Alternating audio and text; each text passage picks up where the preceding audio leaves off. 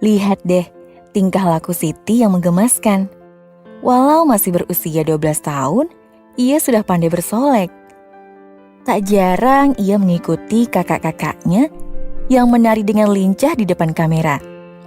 Siti memimpikan dirinya yang dewasa menjadi seorang pembuat konten ternama. Serupa dengan idolanya yang ia ikuti di media sosial. Saking senangnya, ia ikutan mengunggah rekaman saat ia bersolek atau menari ke akun media sosial miliknya.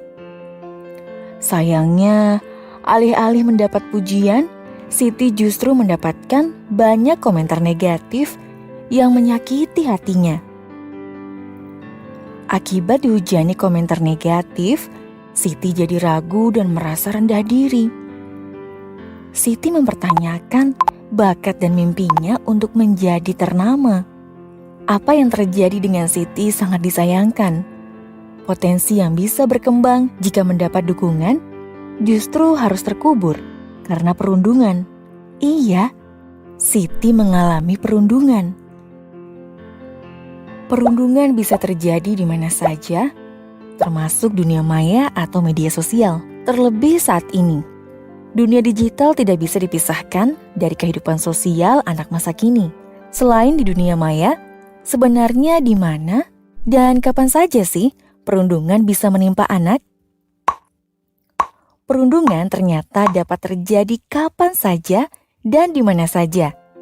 Perundungan bisa terjadi di sekolah, rumah, area publik, dan dunia maya. Di sekolah, perundungan bisa terjadi di kelas, di lapangan, di kantin, di kamar mandi, dan tempat-tempat lain. Lihat saja perilaku agresif Sari yang meminta paksa uang jajan adik kelasnya di kantin saat jam istirahat. Atau Noah yang dipaksa beberapa teman laki-lakinya untuk masuk kamar mandi murid perempuan hanya karena Noah dianggap feminin. Di rumah, perundungan bisa saja terjadi dan dilakukan oleh anggota keluarga. Saat Rini kesulitan mengerjakan PR, Ibu Rini sering bilang bahwa Rini itu bodoh. Rini kemudian secara tidak sadar percaya bahwa ia bodoh. Karena cemburu dengan adiknya, Tony sering kasar dan bersikap agresif kepada adiknya di rumah. Adiknya pun jadi tumbuh dengan perasaan rendah diri. Perundungan di rumah ini tentunya sangat mempengaruhi tumbuh dan kembang anak. Perilaku ini merupakan bentuk kekerasan dalam rumah tangga yang bisa menyebabkan trauma berkepanjangan loh.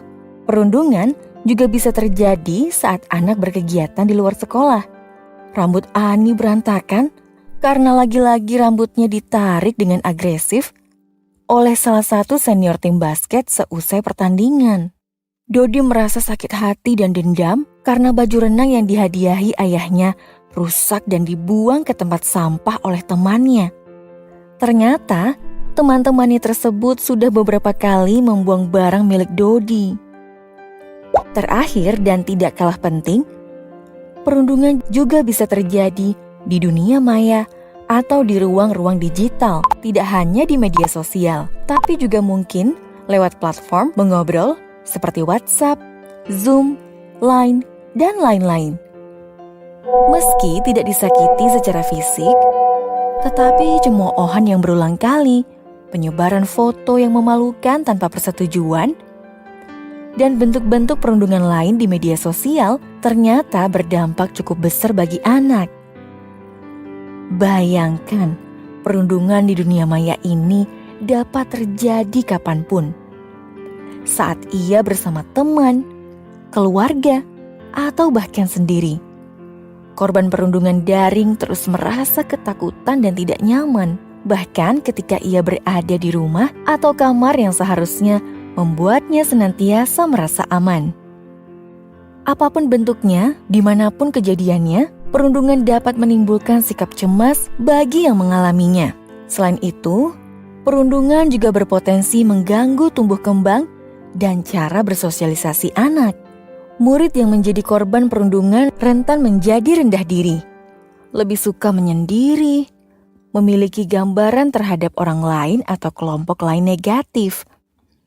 Atau yang lebih parah, adalah memiliki keinginan untuk menyakiti diri sendiri karena ia merasa tidak berharga.